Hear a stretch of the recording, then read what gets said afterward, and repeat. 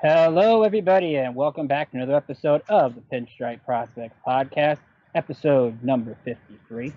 I'm your host, Ricky Keeler, one of the Staten Island Yankee writers for the upcoming season. And of course, our podcast is always brought to you by the great folks over at Velocity Wings in Sterling, Virginia. We have a great show for you tonight. We're going to talk about the big league club's hitting streak, and we're going to get into pitching. That's the big theme tonight for our minor league coverage. So a lot to get into, so let's meet our star-studded panel, and we'll start with our newest writer who is helping our coverage at the Trenton Thunder.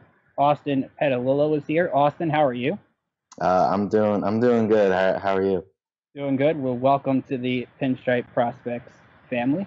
We're glad to have you. Yeah, glad to be here. Also, we have our Scranton Wilkes-Barre beat writer, Tommy Romanelli is back. Tommy, how are you? Doing great. Excited to get into some detailed coverage of our minor league system.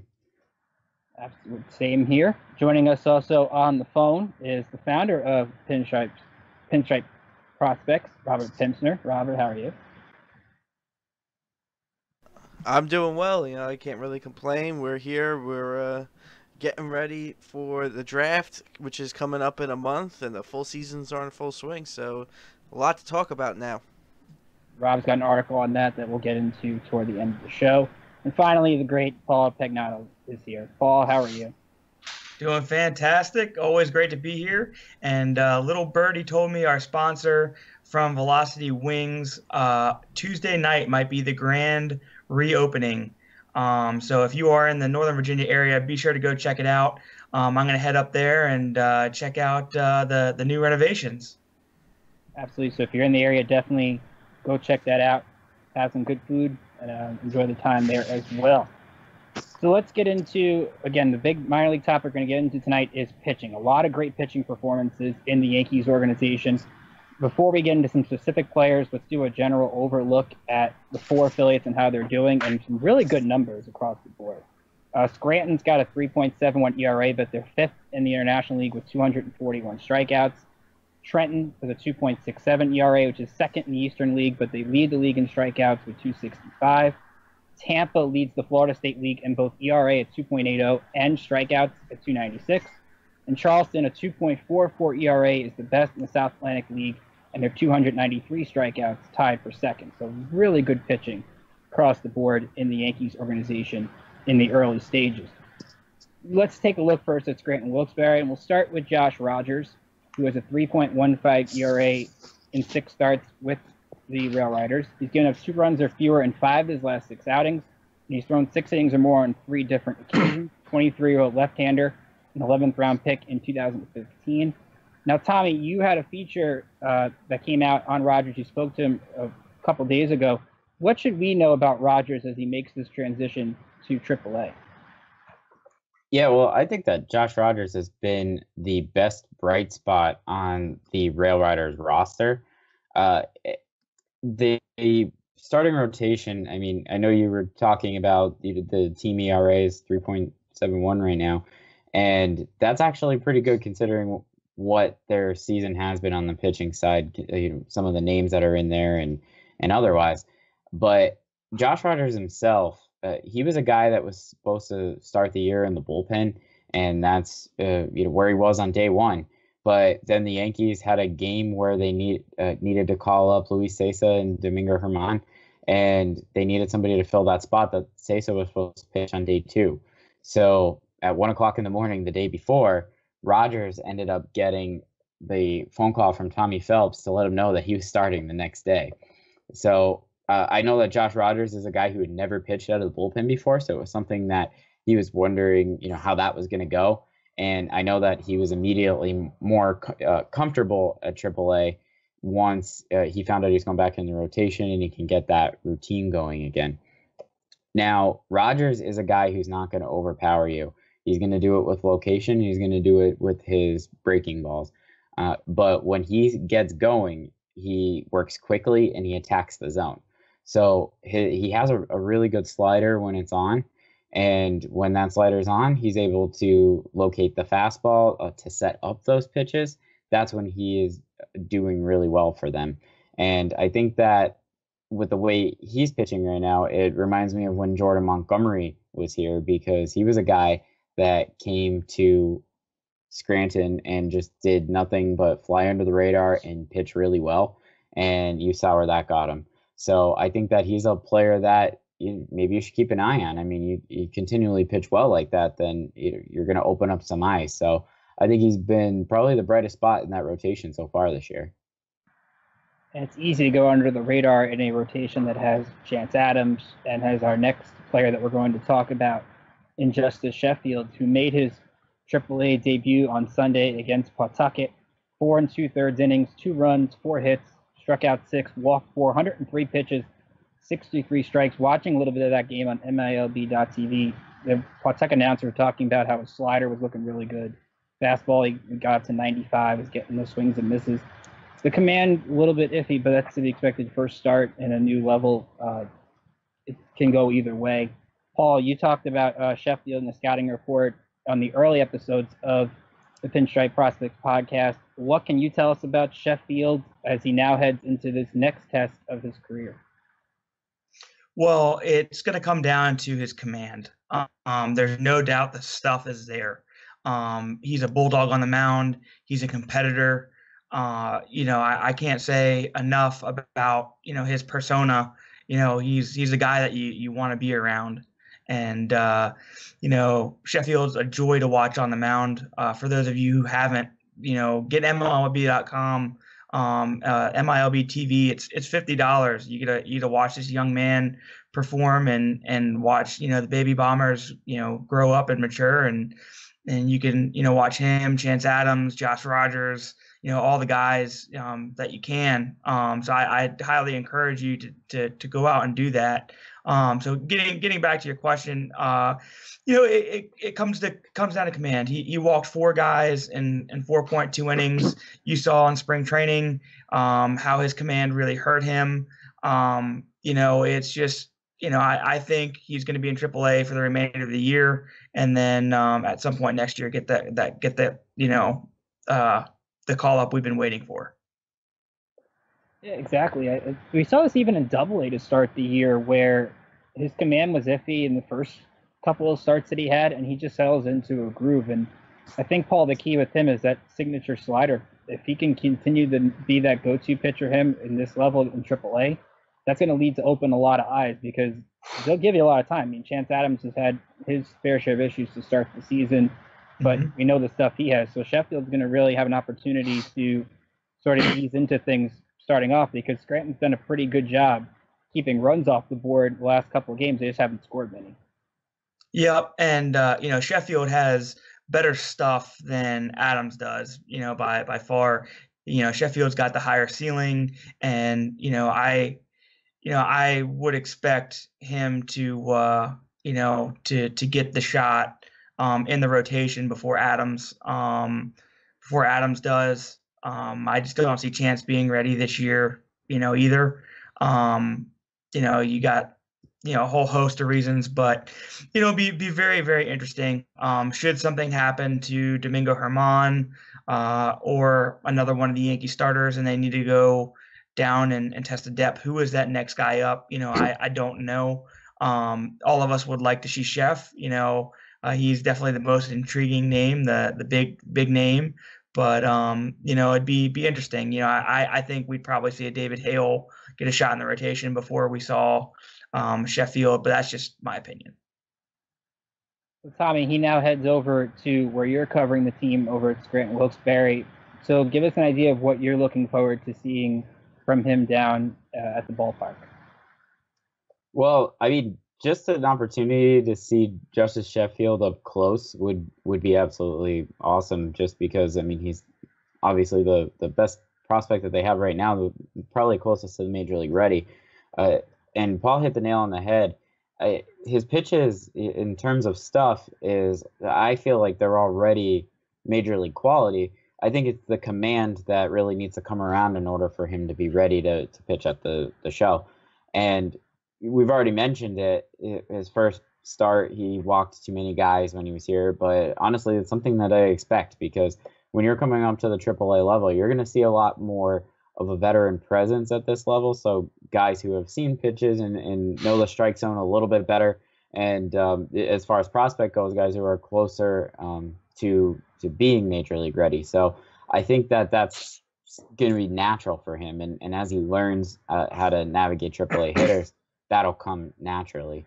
So I'm looking forward to see him develop in that aspect and really learn how to pitch guys who know the strike zone better, because I think that's going to help him take the next step in his development. But the one thing that I do kind of want to disagree with Paul on a little bit there, I was actually talking about this the other day. If the Yankees were to have another unfortunate injury in the rotation, I actually think that he might get a look early on, even if he's not ready. I don't think that's what they want to do at all. I think they want to keep him at AAA and allow him to develop more, and preferably stay there for the entire season, if not, until September. But really, the Row Riders rotation is not.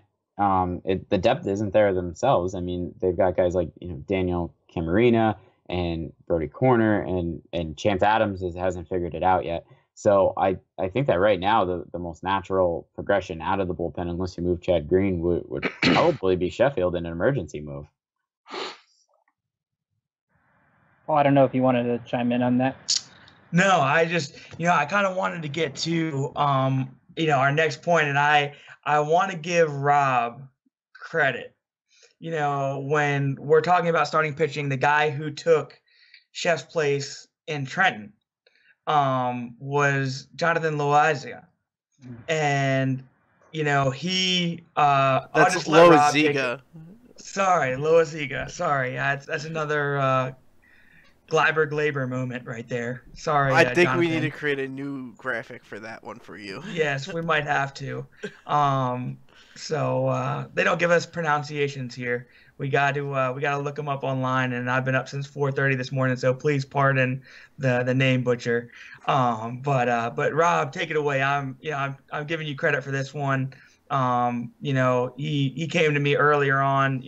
We do these prospect rankings, for you guys, and he was like, "Man, you gotta take a look at this guy." So I'd love to hear what Rob has to say on him. Well, I love Loaisiga since I first saw him last year when he came up to Staten Island. This is a guy that was his first chance after undergoing Tommy John surgery. A kid that they signed as a minor league free agent that was originally signed as an international free agent by the San Francisco Giants. Kept battling injuries, was eventually let go from him. He was signed by an Italian baseball league team, and then the Yankees came in and signed him. He pitched one game for Charleston. Underwent Tommy John surgery. He came back last year. I saw him with Staten Island, and he was just blowing everyone away. He was a guy that was sitting, around 96 mile an hour with his fastball, touching 98 at times, and he was just showing just plus pitches all around. And I had a chance to talk with several friends of mine that are scouts covering the New York Penn League last year, and they were just raving about this kid. And I could see what they were talking about because I was front row and center in the Staten Island Yankees dugout watching this kid pitch, and it was just incredible. And then after the season, we started working on the prospect rankings. That's when I started talking to you about him, Paul, and we had some spirited debates, to say the least. Yes, we have, and we've had him on the podcast too. So, one that I'd kind of like to revisit now is Domingo Acevedo. I'd like to get your guys' thoughts as we're continuing to talk about pitching. With how well the rotation shaped up, Acevedo to me is a very interesting candidate because we have so much, pitching coming up, and especially at the higher levels. And there's a roster crunch when there's a guy, any guy that's on a 40-man roster, those are valuable spots. Do you think when we see him, start to get to mid-season, stuff like that, and, injuries are here and there, we transition to him in the bullpen role? That's tough to say because I'm a big Acevedo fan, and I believe that he is a starting pitcher because when we've seen him come out of the bullpen, and we've seen him come out of the bullpen in the Arizona Fall League, we've seen him come out of the bullpen in All-Star games and in the Futures game, what happens is you just see that he's just not comfortable coming out of the bullpen. He's a lot more comfortable as a starter. He needs to be stretched out. He's a guy that has a very unconventional delivery, and that's why people say, oh, he's going to be in the bullpen because you can't maintain that.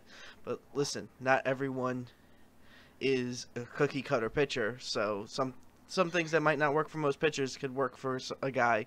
And I think Acevedo is one of those guys where the unconventional approach works for him. His progress will definitely be interesting to follow as he gets back from his injury. I want to talk more about Loaisiga, who pitched in Trenton on Thursday. 5 innings, 1 run, 6 hits, 4 strikeouts, 2 walks, 55 of his 89 pitches for strikes. Combining his numbers with Tampa, he's at 30 strikeouts to 3 walks in 5 starts this season. Austin, you actually were at his first start with Trenton. What did you take away from it?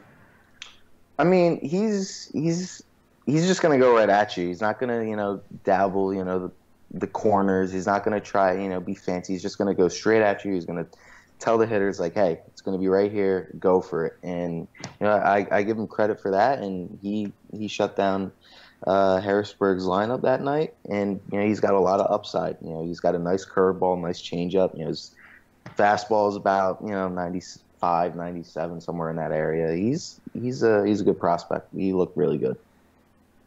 We have a great scouting report up on him on the website from Antonio Mendez. Talks about fastball that can go from 95 to 97, tops out at 98, a strong changeup from 86 to 88 miles per hour, and a breaking ball from 81 to 83 miles per hour. So if you want more on Loaisiga, check out Antonio Mendez's scouting report.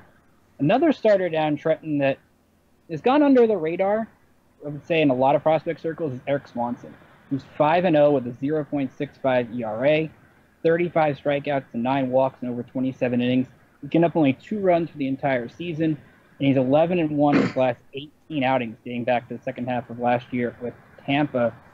Austin, give me your thoughts on how Swanson has looked, because he had another strong outing against Harrisburg over the weekend.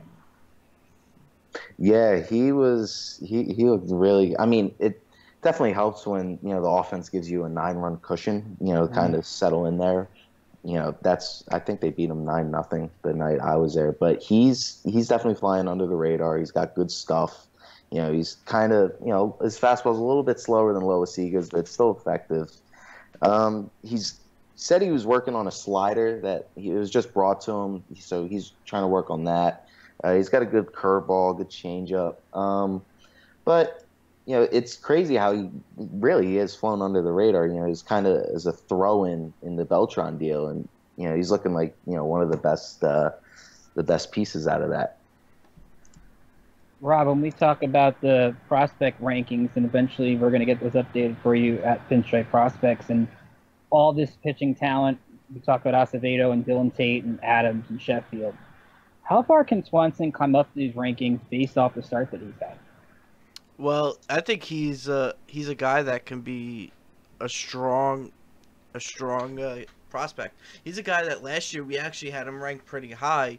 He had an okay year with the Tampa Yankees last year.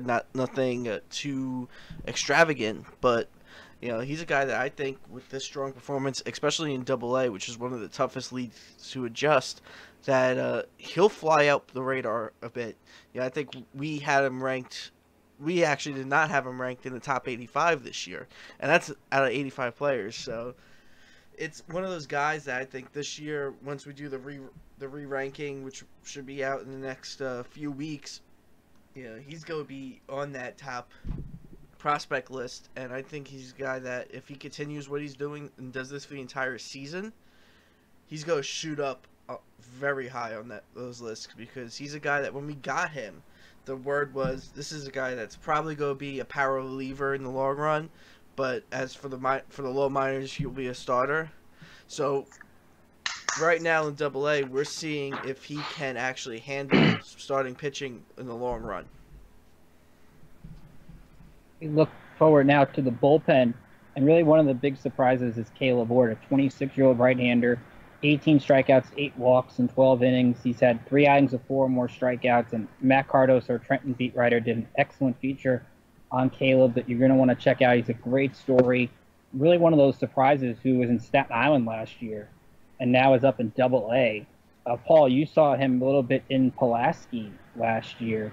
What was your reaction when you saw him pitch, and now he's making this meteoric rise up to Double A? Absolutely. He sits 93 to 95, can touch 97 when he reaches back. The pitch does have late life on it. When I saw him, he used his slider, and that definitely flashes plus potential. He's got a good slider. He throws that 87 to 89. Didn't get to see his changeup at all. And after talking with the then manager of the Pulaski Yankees, Luis Durante, and the pitching coach down there, Casadiego, that's his best pitch. And he was just not using it at all last year. When he was in Pulaski, he was just getting, his work in on improving that slider.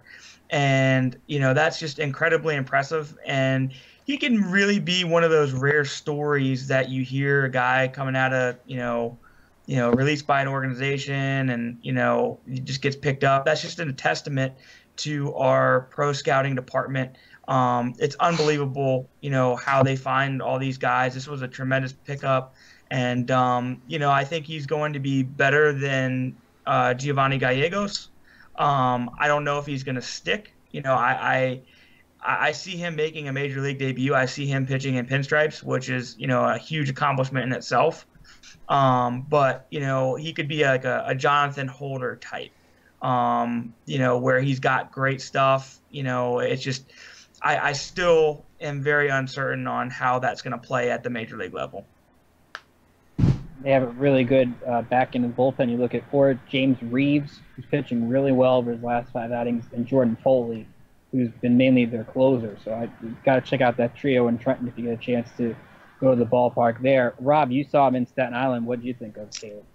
Well, I was extremely impressed with Caleb Ward, but then again, I took it for the grain of salt because he was an older guy in Class A baseball. I mean, last year I think he was, 24, 25, facing guys that are 20, 21 years old. So I was kind of expecting him to dominate. But when I looked into his history, his only professional experience came in a lower-level independent league in the Frontier League, and he never had a chance to play professionally before. So when the Yankees signed him, that is his first professional contract. So I got the chance to see him in Staten Island, and he was extremely impressive for me. I saw him work very efficiently in that bullpen, using all of his pitches and keeping batters off balance and getting outs. One thing I will notice that he's actually the first player since Ching-Ming Wang did it back in 2002, 2003, to end his previous season with the Staten Island Yankees and then start his next season in Double-A with the Trenton Thunder. And Wang eventually went on to make his major league debut, so he's in good company there. And I agree with Paul. I actually like him a lot better than Giovanni Gallegos, because as much as I like Gio, I think Ort could be something a little bit better.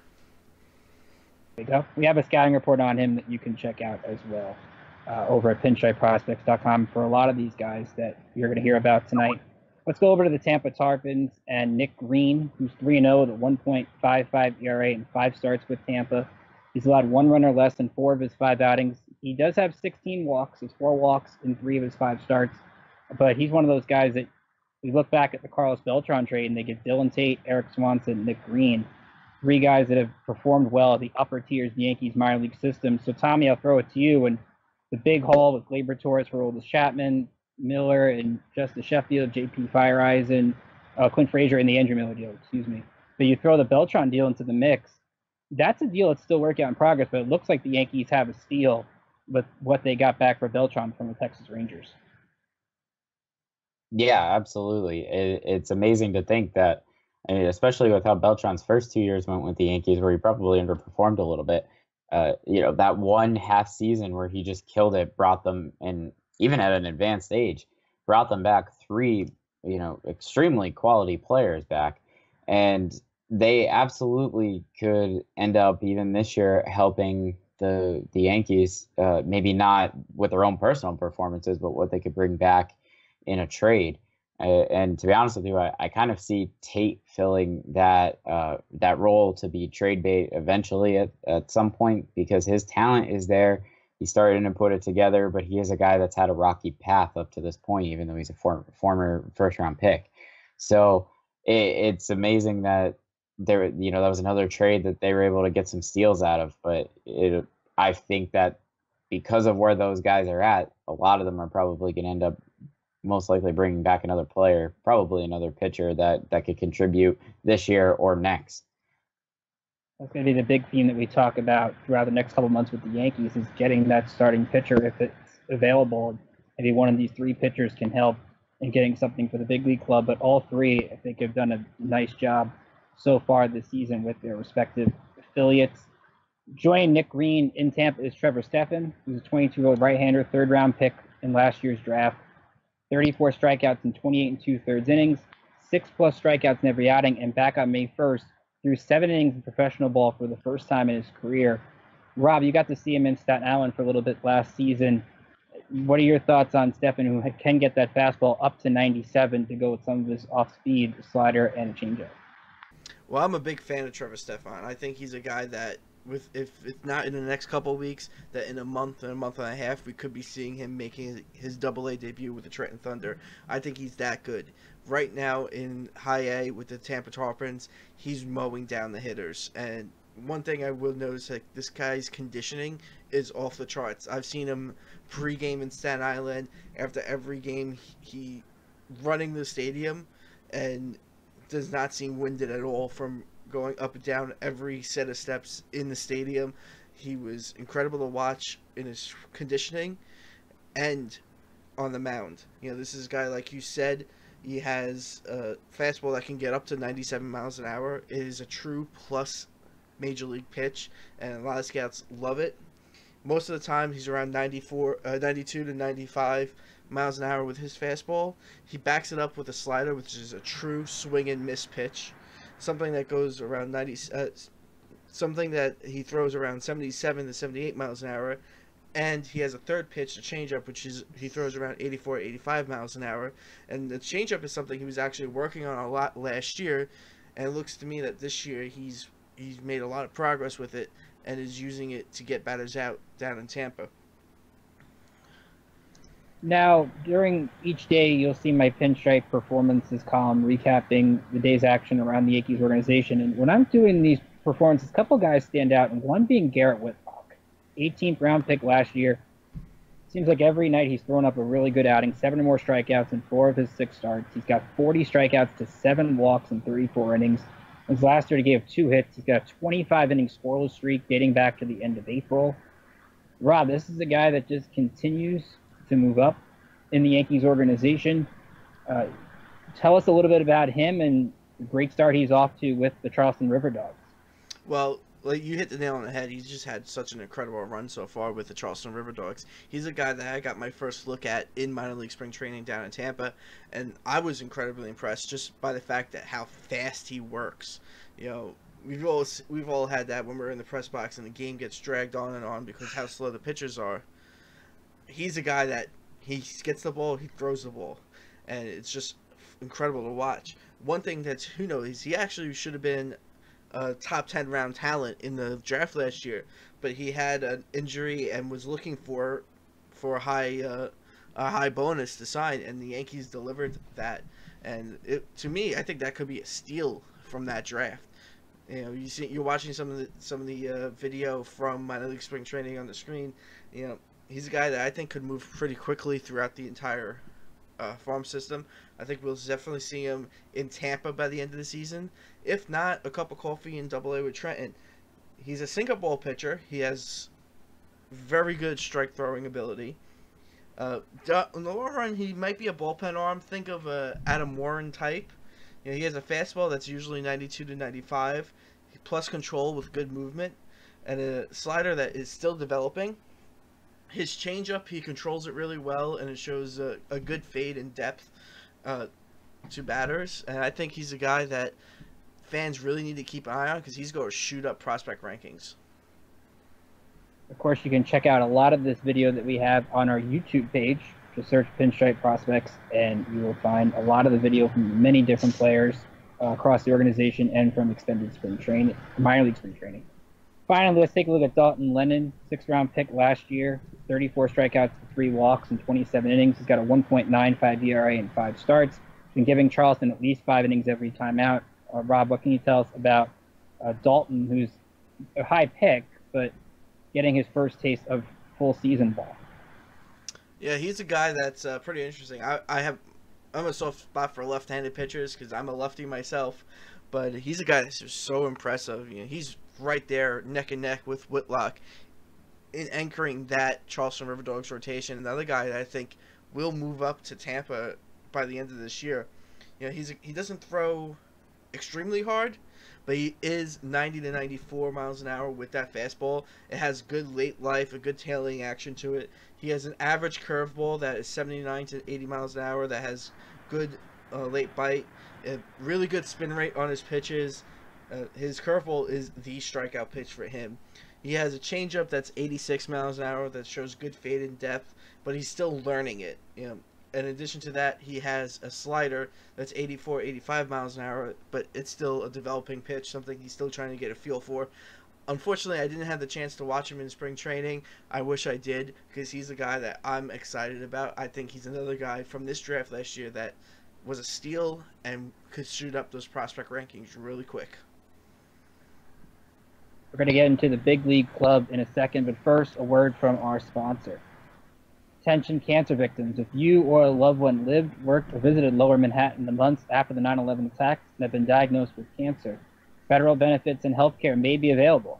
Attorney Eddie Markowitz has helped many families recover substantial benefits from the September 11th Victims Compensation Fund.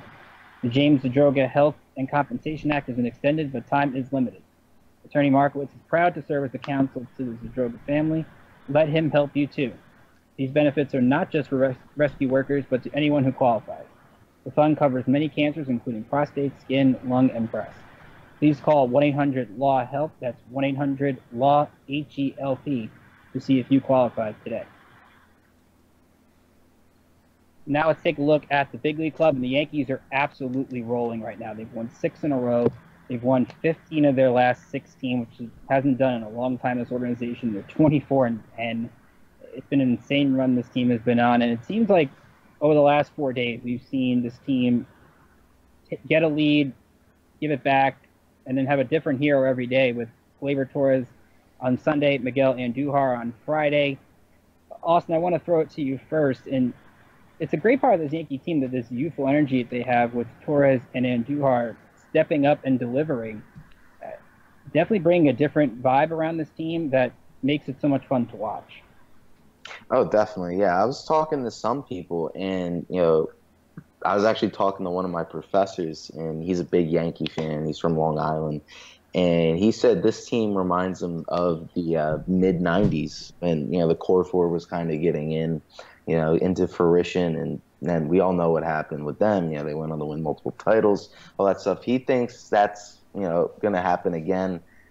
I think it's a possibility too. And I think New York has a reason to be excited for all that. They're definitely a bunch of talented players, and I mean they're pretty much stacked at every position for the next 10 years or so. Paul, we kind of got into it last week with Gleyber Torres and the impact he's had. I want to talk about the depth in this team. The Yankees still have to make a decision on Brandon Drury pretty soon, and you got Neil Walker coming up with the game-tying double on Sunday. Maybe he's starting to turn around a little bit. Talk a little bit about the depth that this team seems to have, where, as I mentioned, it just seems like every day somebody new steps up and surprises everybody. Absolutely. Like you just said, every day somebody is stepping up. Somebody is, making that game-winning 3-run home run or game-winning RBI single, walking and driving in a run that way. Rotation-wise, I mean, the rotation, my gosh, has just pitched unbelievable. I think over the stretch, it's like the second best in baseball ERA-wise. Coming from being a concern, it looks like a strength now. And that's without Jordan Montgomery. You look at what Domingo Germán was able to do in his first major league start. I believe we'll get into that in a minute. So I'll table that. But this week has in fact, been the best week of baseball that I can remember watching. And that is the pure resiliency of this team and the character that this team has, being led by Aaron Boone. I think he was a great, great hire. I can, you're starting to see why he was the number one choice for everybody. And, Hal Steinbrenner just gave him the job, after one interview. So, this team, could be the real deal. Tommy, when we look at this Yankees team, it seems like when you look at Friday's game where they get a 5-0 lead, they give it back, they blow the lead in the ninth, they find a way to win. Today they get down 4-0 in the eighth. You would think, okay, you're happy with 2 out of 3, rough end of the day, but you take the series win. The mental toughness in this team to still battle back, to still work deep counts, to get Clevenger out of that game. There's something about a team, especially in April and May, that's continuing to do that makes people think of like what Austin talked about with the late 90s and those teams, because this team doesn't quit and they fight until the final out. Yeah, absolutely. And even though it's early, they've experienced a ton of, adversity and between injuries and just slumps. And, they came out of the gate, they weren't doing too well. And honestly, I think that that's been extremely important, because when you're winning games like this and you're finding different ways to win, that's going to play in October and late September when you're fighting for your life or fighting for a playoff spot. And that has actually been extremely important to this team, in my opinion. And the one thing that has been interesting to watch now is now you're starting to see a lot of these injuries creep their way back, where these guys are starting to get healthy again. And when you look up and down this roster right now, presently, it's kind of amazing to see, because you just wonder, like, could a team really be that well rounded and have that much depth? And probably the worst guy on your team right now is Neil Walker, and we all know what he can do. So it's just been fun to watch. But now you're starting to think, like, Brandon Drury's been killing it in the minors right now, so on his rehab assignment. So he's going to have to come back up soon. They can't keep him down there forever. And then you're going to have Warren come back and Canely coming back. And Greg Bird is working his way back. But, Tyler Austin's playing well. So I don't know what the right moves are. I don't know if there are right moves. I think they kind of just have to do whatever happens and let everything fall into place. But the way that they've been able to do that those are the teams that go far in the playoffs, because they've been there, they've done that.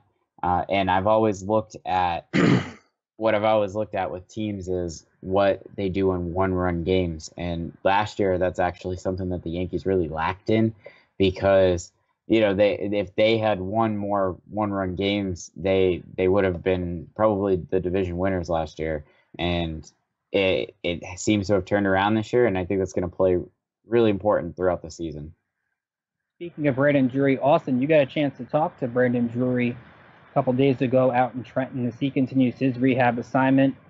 Give us your thoughts on how he's looked in his first couple of days with the Trenton Thunder, and how, coming back from the blurred vision that he's had an issue with, what's the status update on that? All right, but before I begin that, kind of getting back to the whole Yankees point, as like a fan of baseball on the outside, not having a rooting interest in the Yankees or the Red Sox, I think these next couple of years it's gonna be really fun. Yankees, Red Sox. I love rivalries. I think when the Yankees and the Red Sox are both good, it's probably best for baseball. But getting back to Drury, he was the stats aren't really there from the games I was there today. He had a home run today. I saw that, and I think he had another RBI. So he looked good today. He was 1 for 5 on Friday. He was 1 for 5 Friday, and I think he was 0 for 4 on Saturday. But it's all about kind of getting his vision back. He says he's had blurred vision since 2012, and he hasn't been able to see clear since 2011. And he says now he's finally starting to see the ball more clear and clearer and clearer, which, if you think about it, you're playing in the majors with blurred vision. There are guys with 20/20 vision that can't get to the majors. That's kind of, it seems like there's a lot of talent, that hasn't been, a lot of untapped potential that hasn't been hit there yet. So, I mean, if you see what he does with blurry vision, I can only imagine what he's going to do with 2020. That's going to be the tough part, I think, for the Yankees to figure out is when Drury's 20 days are up on his rehab assignment, they're going to have to make a decision. It's not going to be easy for Aaron Boone or Brian Cashman to figure out, but if Drury can hit the way that he's capable of, it only makes this team much deeper. I want to wrap it up with Domingo Germán, who was really good today. 6 no-hit innings. Off speed was absolutely nasty with his movement. Tommy, I'll start with you because you talked about Domingo Germán being in Scranton for a little bit last season. What are your thoughts on his start today, and what do you think he can give the Yankees net rotation now that Jordan Montgomery is out for the foreseeable future?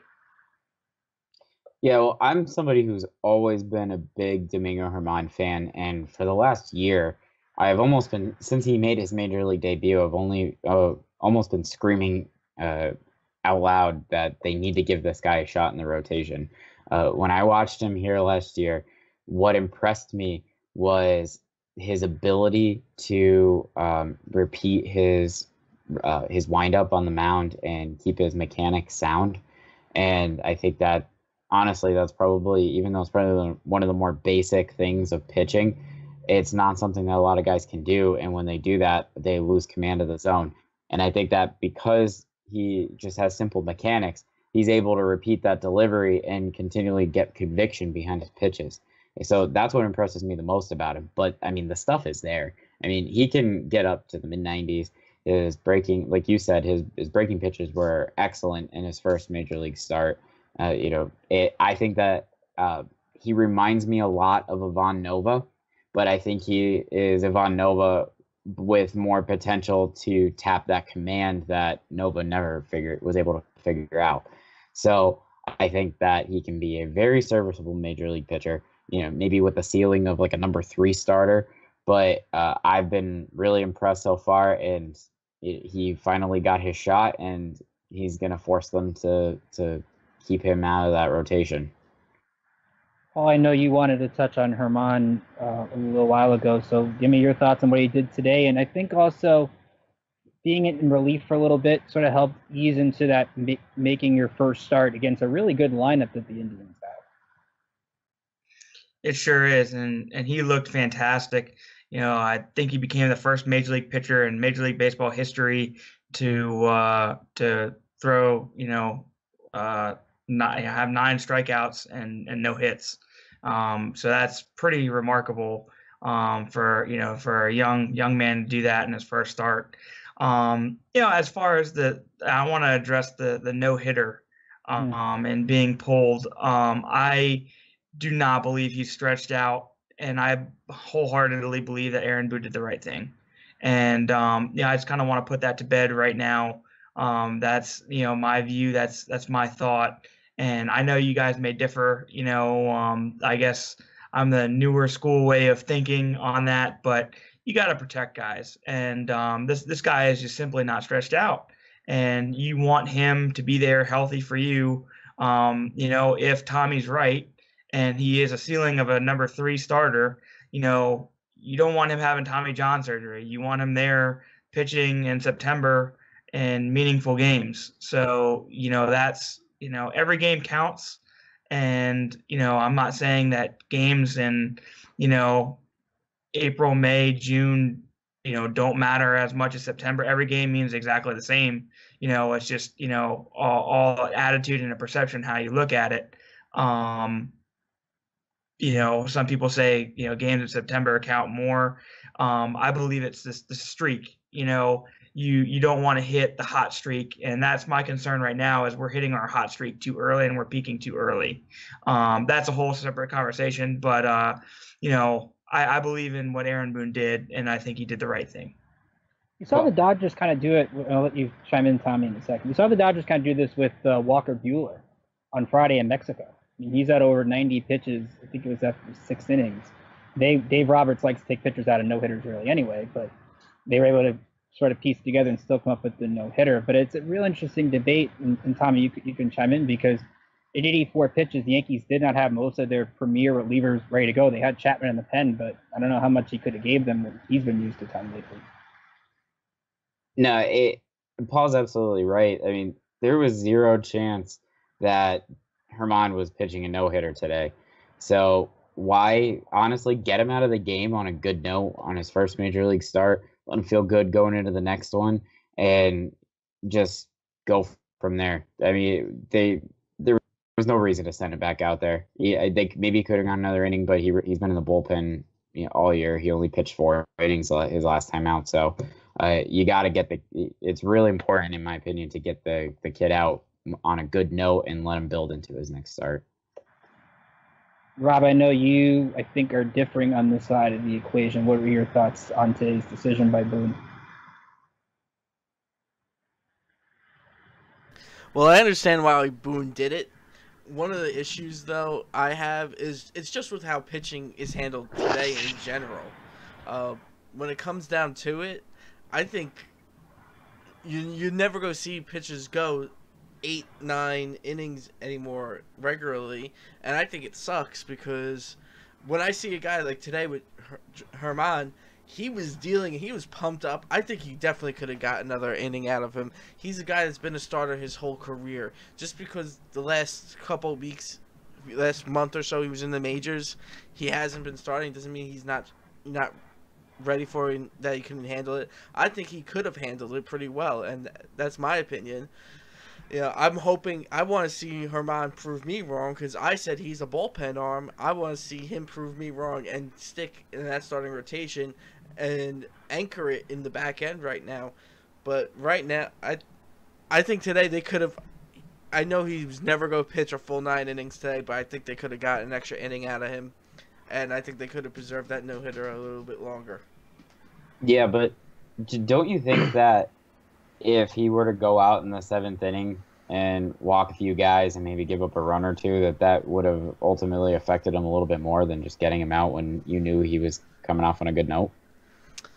I think if he would have walked a guy, then you would take him out. But if he came back and was just dealing and let him do his thing, I think it would have been fine. If he walked a guy, so be it. He has to learn how to be a major league pitcher, and I think that's the key thing. Just real quick, what was his pitch count when he was taken out? Because I'm unsure of that. I believe 84. 84? Yeah. I probably would have left him in for one more and see where he was at there. Because 84 is like not a ton, but like it's kind of on the border. I saw Boone though today said it was along the lines they were looking at 5 innings or 70 pitches. So you could make the debate maybe they went one more. That was a tough one today because you're getting close seeing the David Hales and AJ Coles of the world, and that's I think the issue with Tommy Kahnle and Adam Warren out is you don't really have those multiple inning relievers if Chad Green's used every day or if Dylan Betances is used more often than not. Betances is not a multi-inning reliever. He showed that today pretty much. So that's where I think this team is hurt when making decisions with Herman, and getting that 6th inning at least out of him is very critical in those games. And that's actually, you mentioned something there, Ricky. That's something that I think has been a little bit puzzling to me on why they, when they needed that extra arm in the bullpen, they went to David Hale. Maybe it's because they thought, he won't be up here very long and he's a little bit more expendable if they have to DFA him. But I would have preferred to see a guy like Fireisen or even Brady Lale, who's just been outstanding in AAA here and honestly one of the bright spots of the Rail Riders this year, and to come up and be a little bit a reliever with a little bit more electric stuff that could go an inning or two and really bridge a 6th or 7th inning for you. So as we wrap it up, I know, Austin, you talked about it earlier, the big Red Sox series coming up on Tuesday. Give me your thoughts on this big, epic rivalry between these two teams, 2 of the best records in the sport. What are we expecting in this mammoth series this week? Just to clarify, is this the first time that they're playing a series since the big brawl happened? Yes. Okay. There could be there could be something there. I don't think so because I think they played a game after that whole incident happened. But you never know. Is it it's in New York, right? Yes. Okay, so that could be another factor. It's going to be good baseball. Two really good teams. You know, whether you like the Red Sox or not, you got to give them credit. They're a really good team, and you know, like I said, it's so much fun when the Yankees and the Red Sox are both really, really good at the same time. And I think it's going to be like that for the next 10, maybe 15 years. Anybody else want to give their quick thoughts on Yankees Red Sox this week? Sure. I think, you know, Tyler Austin has, you know, come out publicly and said that he doesn't expect any bad blood to carry over. And I believe him, because having, you know, that guy, you know, gone from your 25-man roster, having to play with 24 people, you know, it really does hurt you. And the Yankees have seen that. So, you know, when emotions run high, things happen. You know, boys are going to be boys. But I expect to see good baseball, high leverage situations at the bullpen for Chapman, Betances, Robertson, Green. I fully expect to see some great baseball, and I agree, it's absolutely awesome when the Red Sox and Yankees are battling for first place. It's been an incredible run for both these teams. Both Alex Cora and Aaron Boone have had runs that we don't see very often. I think that's what makes this a playoff-like atmosphere this week in the Bronx, because that's the way these two teams played. Sets up for a lot of these moments as the year goes on. Yankees, I think, have the edge with Severino and Tanaka pitching in this series. Boston doesn't have Chris Sale, so that plays a huge factor, but it should be a lot of fun, and we'll see what happens. I'm sure we'll touch more on that next week. Real quick. Go ahead. I think something that's flying really under the radar is the fact that both these teams are led by rookie managers. Like, that's pretty crazy how, you know, I know Boone hasn't had any coaching experience prior. I don't know much about Cora though, but it's definitely cool to see that as well. And, you know, they're probably, again, you know, 10, 15 years down the road, they could be the managers there too. You know, that's pretty cool. Definitely. So as we wrap it up here, again, you can follow us on Twitter at Pinstripe Pros. Like us on Facebook. Search Pinstripe Prospects. All of our articles are there. All our videos are there. Go to our YouTube page, Instagram, Pinstripe Pros. We got some great articles up on the website right now. Austin has a feature on Mandy Alvarez down in Trenton, so definitely check that out. I know Rob worked on an article. Remember, the draft's coming up in less than a month, so we're gonna have some really good draft coverage for you. Rob kind of gives you a preview of what to expect as we hear more and more mock drafts as the weeks go on. Of course, check out our Pinstripe Performances column daily, our Farm Report with Alex Zeller. We also have the top 5 reasons that you should buy Pulaski Yankees tickets. Pulaski's coming up soon, so definitely want to check out the rookie affiliate for the Yankees. And, of course, all the video we talked about earlier on our YouTube page and on the website. We've got also game recaps from our beat writers, the whole 9 yards, anything you want Yankees minor leagues. We have it for you at pinstripeprospects.com. And, of course, thanks to our sponsors over at Velocity Wings. As Paul mentioned, their grand reopening is going on Tuesday, so go check that out if you're in the Sterling, Virginia area. So from all of us here at Pinstripe Prospects, I'm Ricky Keeler saying I hope you have a great rest of your week and enjoy the Yankees baseball on the major and minor league levels. We'll see you back here next time.